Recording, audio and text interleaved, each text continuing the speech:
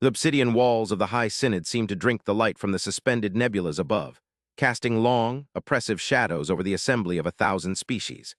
The air, recycled and scented with the pheromones of anxiety and the metallic tang of aggressive posturing, hung heavy in the vast, domed chamber. This was not merely a meeting hall. It was the nerve center of the Galactic Concordat, a place where the fates of star systems were decided with the stroke of a stylus or the bearing of a fang. At the center of the amphitheater, hovering within a localized gravity well, stood War Master Krall of the Valdron Ascendancy.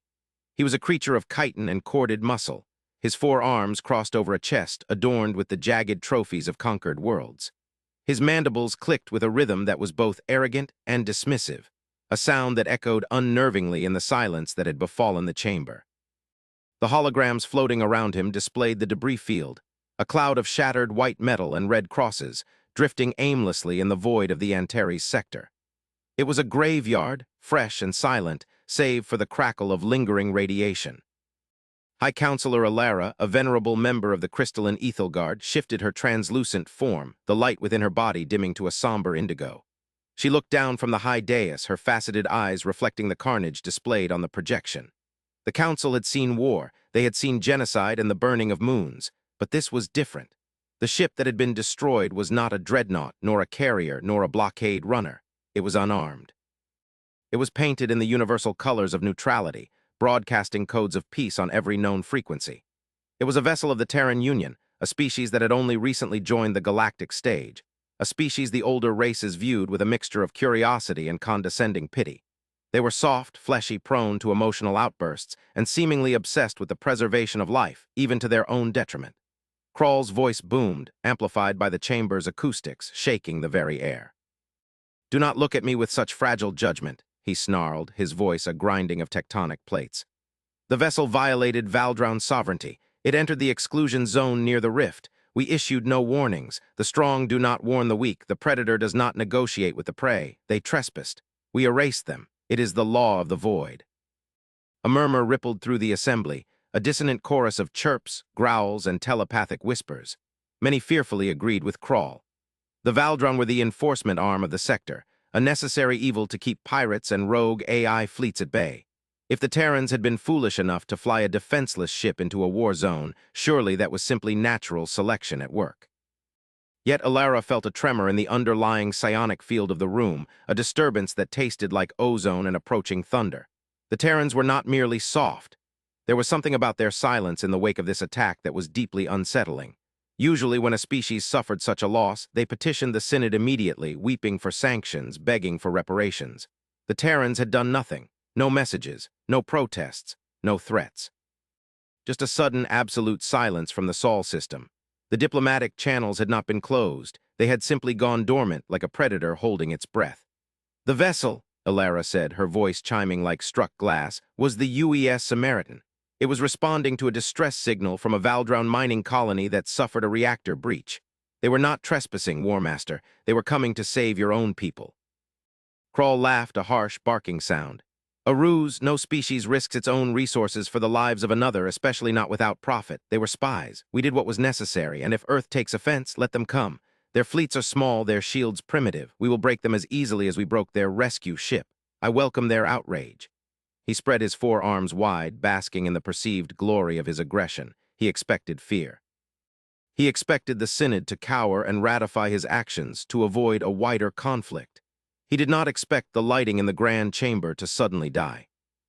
Total darkness swallowed the hall. The hum of the gravity generators ceased, leaving the delegates floating in a moment of weightless panic before the emergency reserves kicked in, bathing the room in a stark, blood-red emergency glow.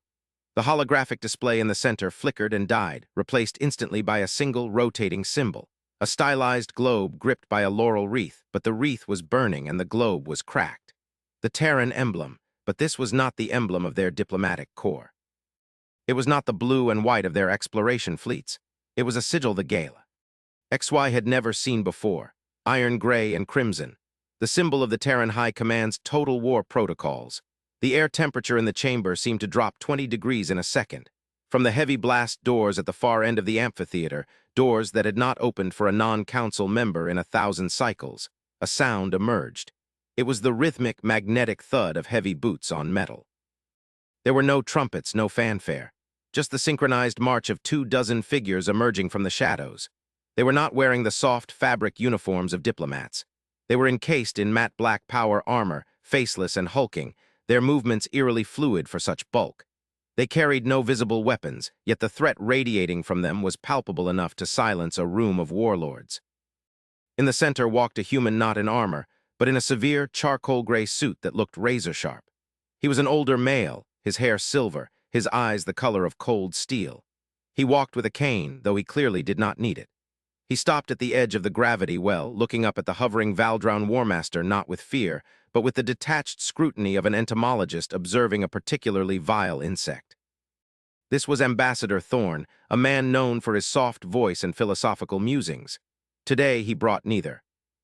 "High Counselors," Thorn spoke. His voice was not amplified, yet it cut through the silence with terrifying clarity. "My government apologizes for this intrusion. We found the standard request protocols inefficient for the urgency of this message." He did not look at Alara. He did not look at the thousands of delegates. He kept his eyes fixed on Krall. Krall sneered, floating lower to loom over the human. "You dare interrupt the synod, little mammal. You dare bring your soldiers into this holy chamber. I should crush you where you stand." Thorn adjusted his cuffs, his expression unreadable. "You are mistaken, Warmaster. These are not soldiers, these are witnesses, and I am not here to debate, I am here to deliver a notification." He tapped his cane on the floor. A pulse of data surged through the Council's network, forcibly overriding every screen, every data pad, every neural implant in the room. The image of the Samaritan appeared again, but this time it was internal footage. It showed doctors, human Ethelgard, even a few Valdron defectors working frantically to stabilize patients. It showed the moment the torpedoes struck. There was no screaming, only the sudden decompression, the silent, violent end of 2,000 souls who had dedicated their lives to healing. The footage froze on the face of a human nurse, shielding a Valdron child with her own body just before the fire consumed them. "Samaritan," Thorn said, his voice dropping an octave, becoming a low rumble, was a vessel of the International Rescue Corps. It carried no weapons. Its shields were configured for radiation deflection, not combat. Its mission was to answer the distress call of your colony on Vexus IV, a colony you abandoned because the radiation sickness was not cost-effective to treat. Thorn took a step closer, the black-armored guards flanking him like statues of judgment. "Humanity has many rules. We are a quarrelsome, fractured people. We fight over land, over gods, over resources. But we have one law that overrides all others. One ancient covenant that we carried from the mud of our birth world to the stars. It is the law of the sanctuary." Krall scoffed, though his mandibles twitched with uncertainty. "Laws are for those who can enforce them. You are weak." "The law of the sanctuary," Thorn continued, ignoring the interruption, "states that the healer is sacred, that the white ship is inviolate, that those who rush into the fire to save life are not to be touched. We learned this lesson through centuries of blood. We learned that if you kill the rescuer, you doom the future. When you fired on the Samaritan, you did not merely destroy a ship. You declared that mercy is dead. You declared that the only language you speak is death." Thorn looked up, his eyes suddenly burning with a cold, terrifying intensity. "So, we have decided to speak your language, but we speak it with a fluency you cannot comprehend."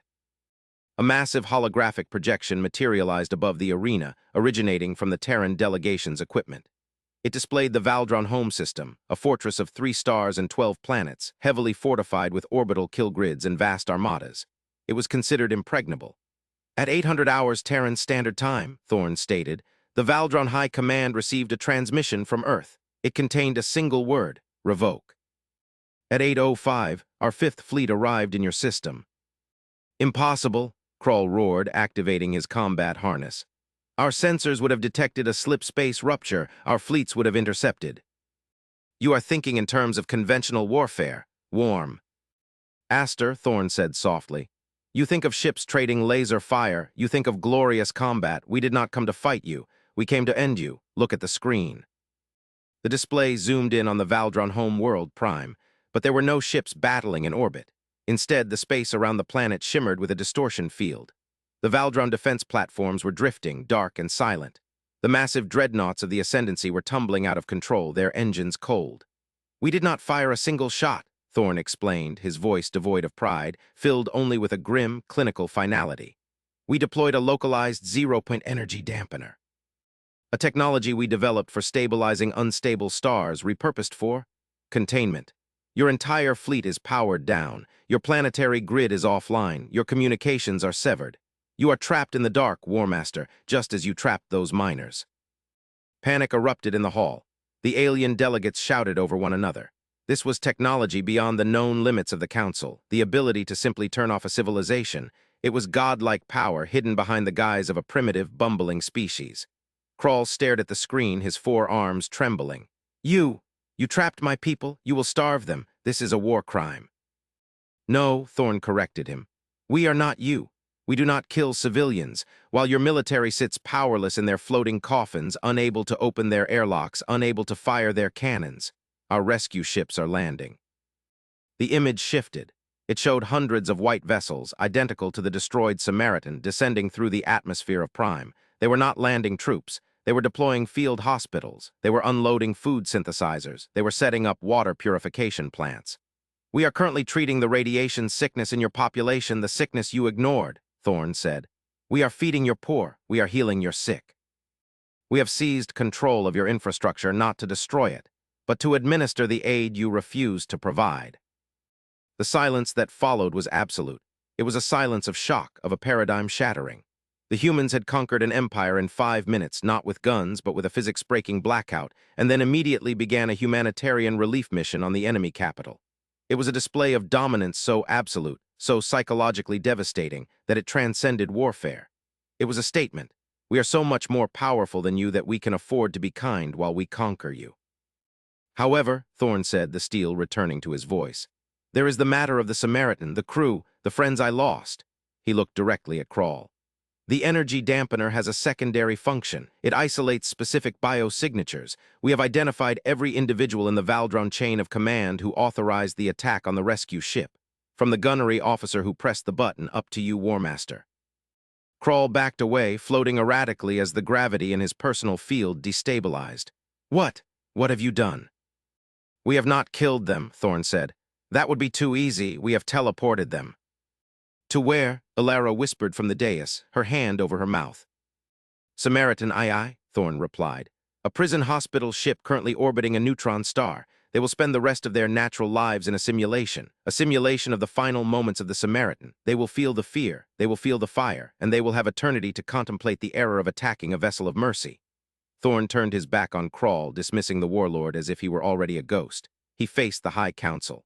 The Valdron ascendancy is hereby dissolved. Its territories are now a Terran protectorate until such time as they can learn to value life. We do not seek expansion. We do not seek to rule this council. But hear this. The black-armored soldiers stepped forward in unison, a wall of darkness against the glittering lights of the alien hall. Earth is patient, Thorn declared, his voice ringing like a bell.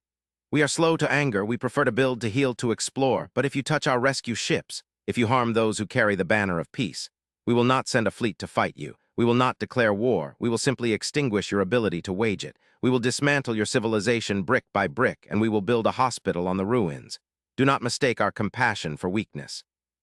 Our compassion is the only thing holding back the fire. Thorn signaled to his team. The gravity in the hall returned to normal. The lights flickered back on. Krall collapsed to the floor, his armor powered down by a remote signal from the human delegation, leaving him trapped in his own heavy shell, a prisoner in the middle of the council floor. We are leaving now, Thorn said, checking his Seeket watch. We have a lot of work to do. Prime is a mess. You really should have invested more in public sanitation, War Master. As the humans turned to leave, High Counselor Alara called out, her voice trembling. Ambassador, is this all? You conquer an empire and then leave to clean up their streets. Thorn stopped at the great blast doors. He looked back, and for the first time his expression softened, revealing a profound, ancient weariness. A sadness that hinted at a history the galaxy knew nothing of, the history of a species that had almost destroyed itself a dozen times and had sworn never to let it happen again. There is one more thing, Thorn said. The data we recovered from the Samaritan, the reason they were in that sector. It wasn't just to save the miners. He tapped his cane again, and a final image appeared on the central screen. It was a star chart of the galactic rim beyond the borders of the Valdron space, beyond the explored territories. It showed a darkness, not empty space, but a moving, living darkness. a swarm. Trillions of biological signatures, consuming stars, blotting out the light. The Samaritan detected the vanguard of this. Thorn pointed to the encroaching shadow. The void swarm, it is coming. It will be here in less than a standard year. The Valdron attack blinded you to it. Our takeover of their systems was necessary to retrieve this data and prepare the defense grid. The council stared in horror at the approaching apocalypse. The petty squabbles, the border disputes, the arrogance of Crawl, it all seemed instantly meaningless against the scale of the threat revealed. "We did not take the Valdron fleet to destroy it," Thorn said, his voice grim. "We took it to upgrade it. We are retrofitting their ships with our shields. We are linking their grid to ours, because when that storm hits, it will not care about your politics or your borders. It will try to eat us all." Thorn's eyes swept the room, meeting the gaze of every terrified delegate. "We responded with vengeance, yes, but our vengeance is preparation. We removed the obstacle that was blinding this galaxy. Now we offer you a choice. You can fear us, you can sanction us, or you can stand behind our shields and help us hold the line." He didn't wait for an answer. The heavy doors groaned open and the humans marched out, leaving the High Synod in a stunned, transformative silence. The soft humans, the weak newcomers, had just saved the galaxy from itself, and they had done it with the ruthlessness of a surgeon cutting out a tumor. Alara looked at the frozen image of the swarm, then at the humiliated form of Crawl, and finally at the empty doorway where the humans had vanished. She realized then that the balance of power had not just shifted, it had ceased to exist. There were no longer superpowers and minor races. There was only the storm and the humans standing in its path. She activated her comms, her voice steady for the first time in an hour. "All delegates, initiate emergency protocols, link your navigational computers to the Terran network, and pray." The story of the Samaritan would be told for 1,000 years, not as a tragedy, but as the spark that woke the giant. The galaxy had assumed Earth was a quiet garden. They learned that day that a garden is only peaceful because of the walls around it, and the gardener is the one who holds the shears.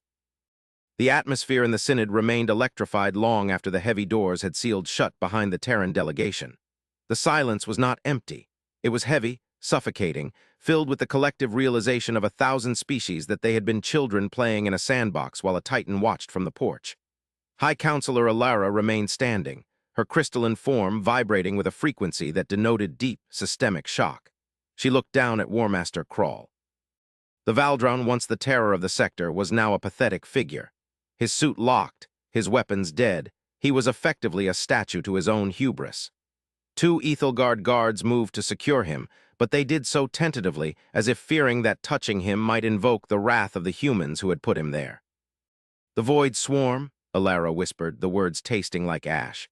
She manipulated the console before her, zooming in on the star chart Thorn had left burning in the air. The data was incredibly dense. It wasn't just a sensor echo, it was a full tactical analysis. The humans hadn't just seen the threat, they had mapped its velocity, its density, its probable consumption vectors. How long had they known? How long had they been watching the dark, silent and preparing, while the council bickered over trade tariffs and mining rights? "Counselor," a voice chirped from the aquatic sector of the amphitheater. It was Plim, the representative of the Hydrocytes. "The data, it is streaming. The humans are uploading it to the public frequency. They are not whore." "Ding the intelligence." "Of course they aren't," Alara replied, her mind racing. "They need us. Not to fight, they clearly have the capacity for violence that exceeds our own, but to survive. They are mobilizing the galaxy." The screen shifted again, driven by the incoming Terran data stream. It showed the Valdron home world prime in real time. The image was crisp, frighteningly high resolution. The human invasion was well underway, but it defied every definition of the word. Huge, blocky ships, industrial and ugly compared to the sleek aesthetic of the council races, were hovering over the major cities. They weren't dropping bombs, they were dropping prefabs. In the charred ruins of the military bases the humans had disabled, white tents were springing up like mushrooms. The Valdron civilians, creatures bred for war and stoicism, were shown wandering in confusion, receiving food packets and medical scans from human soldiers who stood a head shorter than them, but moved with a terrifying, disciplined purpose. One particular feed caught the council's attention.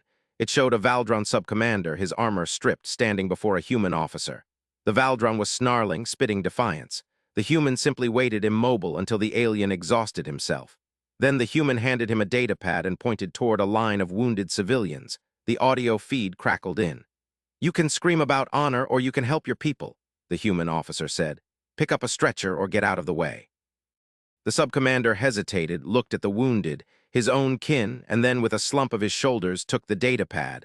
The conquest was total. It was a conquest of the moral high ground. "They are weaponizing empathy," Plim burbled, his gills flaring. "It is highly effective." Alara sat back, her internal light stabilizing. "It is logical," she murmured.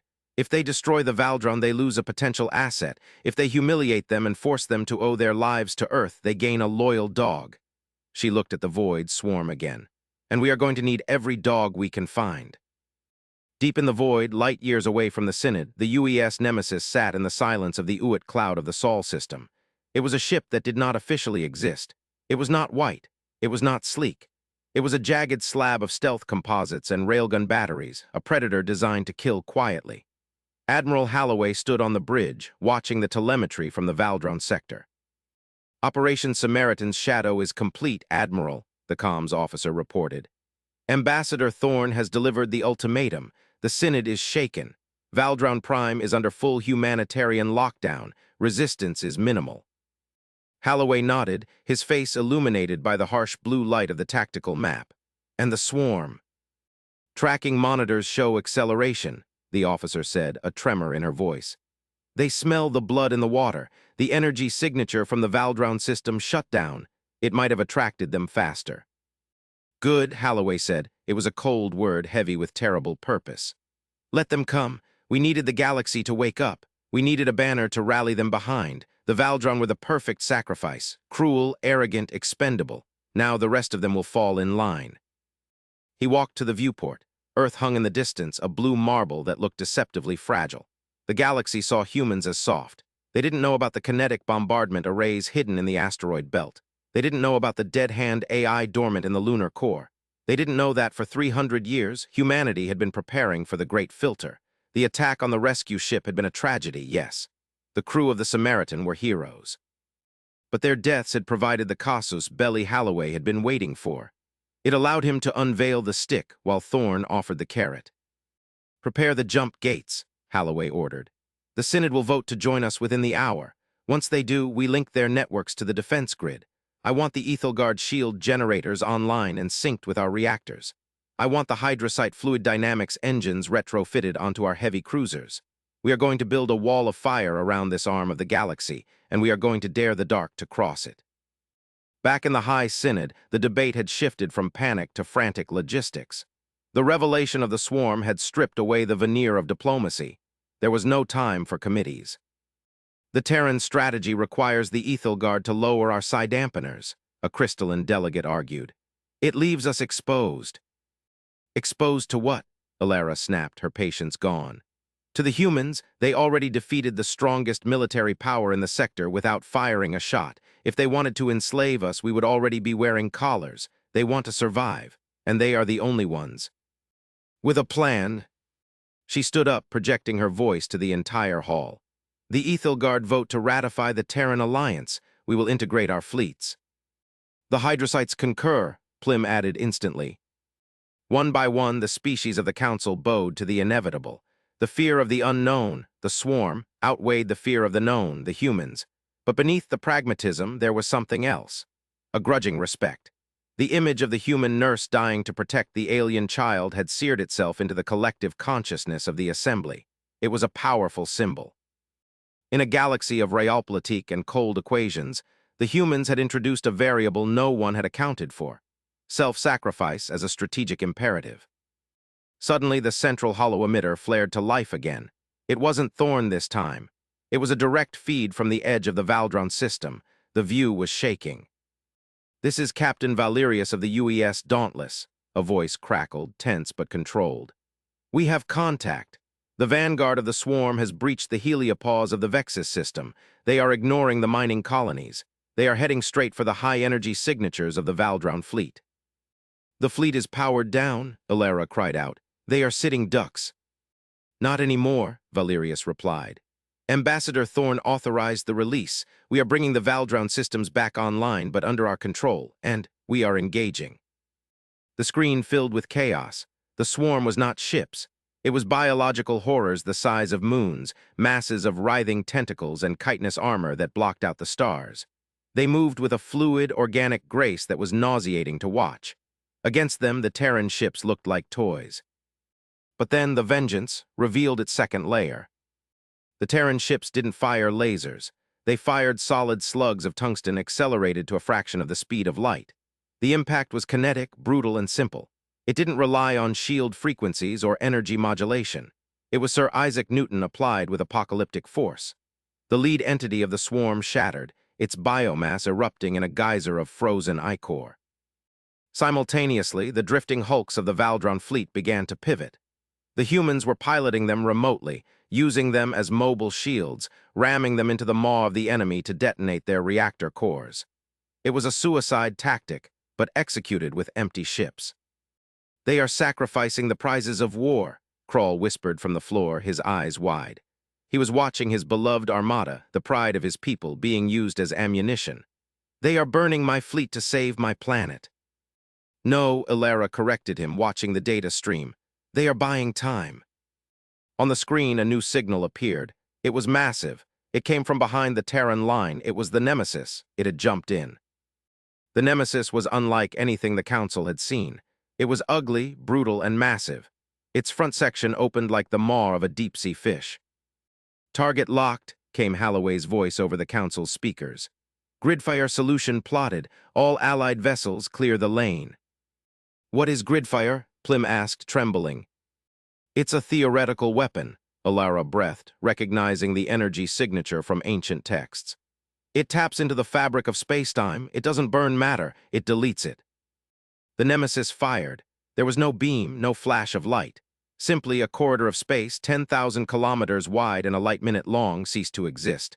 The front ranks of the swarm vanished. They were not destroyed. They were unwritten. The reality where they existed was overwritten by a reality where they did not. The backlash shook the sensor feeds. The swarm recoiled. For the first time in its history, the cosmic consumer felt pain. It halted. "This is a warning shot," Holloway's voice boomed, directed not at the Council but outward into the dark towards the intelligence controlling the swarm. "Sol stands. The line is drawn here." The swarm hesitated. The biological superintelligence assessed the threat. It saw the kinetic fury. It saw the reality-deleting weapon. It saw the united front of the Council fleets now pouring into the system via the Terran jump coordinates. Slowly, terrifyingly, the swarm began to turn. It did not retreat, but it diverted. It changed its vector, moving away from the glowing wall of the Terran alliance, seeking softer prey in the dark void between galaxies. Cheers did not erupt in the Synod. There was only a profound, exhausted silence. They had seen the face of God, and it wore a human face, stern, scarred, and terribly resolved. Thorn walked back into the center of the chamber. He looked tired.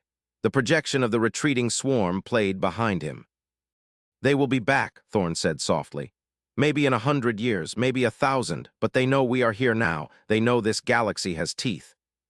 He walked over to Kroll. The Valdron warlord looked up, his arrogance shat. "Turd." "Your fleet is gone, Warmaster," Thorn said. "Expended to save your world, you have no navy, you have no empire, you have only your people alive and fed." Thorn signaled the guards to unlock Kroll's armor. The heavy plating fell away, leaving the alien shivering in the cool air. "You have a choice," Thorn said, offering a hand to the creature that had murdered his friends. "You can try to rebuild your weapons and come for us. We will be waiting. Or you can take the medical supplies we left you. You can rebuild your society. You can join the line." Kroll looked at the human's hand. It was small, soft, without claws, but he knew the strength behind it now. He knew that this hand commanded the lightning and the void. Slowly, tremblingly, Kroll reached out and took it. I do not know how to build," Kroll rasped. "I only know how to destroy." "We will teach you," Thorn said, and for the first time he smiled. It was a sad smile, but it held the warmth of a sunrise after a long, dark winter. "We are humans. We are very good at destroying things, but we are trying very hard to be better. We can try together." High Counselor Ilara watched the handshake. It was the end of an era and the beginning of something new. The Terran Union had arrived not as conquerors, but as guardians. They had avenged their dead not with blood, but with a justice so complete it reshaped the soul of their enemy. She tapped her stylus on the podium. "Session resumed," she announced, her voice strong. "The first item on the agenda, the Galactic Defense Initiative, Chair, Humanity." The vote was unanimous. Epilogue: The Garden and the Wall. 3 months later, the Antares sector. The wreckage of the Samaritan had been cleared, but a buoy remained. It was a simple white beacon, rotating slowly in the silence. It broadcast a loop of the names of the fallen, followed by the interstellar code of sanctuary. On the bridge of the newly christened UES Nightingale, Captain Thorne, retired from diplomacy, returned to his first love. Command watched the buoy drift past. The Nightingale was a joint vessel, human engineering, Ethelgard shields, Valdrown hull armor. The crew was mixed. A Valdrown doctor stood at the tactical station, monitoring the local radiation levels of a nearby star. "Readings are stable, Captain," the Valdrown rumbled. He wore the white uniform of the Rescue Corps. It fit him strangely, but he wore it with a fierce pride. "The solar flare shields are holding. The colony is safe." "Good work, Dr. Vrak," Thorne said. The former War Master, now Chief Medical Officer Vrak, nodded. He looked out at the stars. He still had nightmares about the dark, about the swarm, but he also had work. Real work. Saving lives was harder than taking them, he had learned. It required more precision, more courage. Captain Vrak said, "Do you think they will return the swarm?" "Yes," Thorne said, turning the ship toward the next distress beacon. "They always return. Entropy always returns." "Then what is the point?" Vrak asked, a hint of his old nihilism surfacing. "If the dark is infinite, why fight it?" Thorne looked at the screen, where a message from Earth was scrolling. It was a report on the new hospital being opened on Prime, built from the scrap metal of the old dreadnoughts. "The dark is infinite, Vrak," Thorne said, engaging the slipspace drive. "But so is the light if you carry it with you." The ship vanished into the fold, a streak of white against the black, a small, defiant spark rushing into the void to answer a cry for help. The galaxy was dangerous. The galaxy was vast, but it was no longer alone. The humans were here, and God help anyone who touched their rescue ships.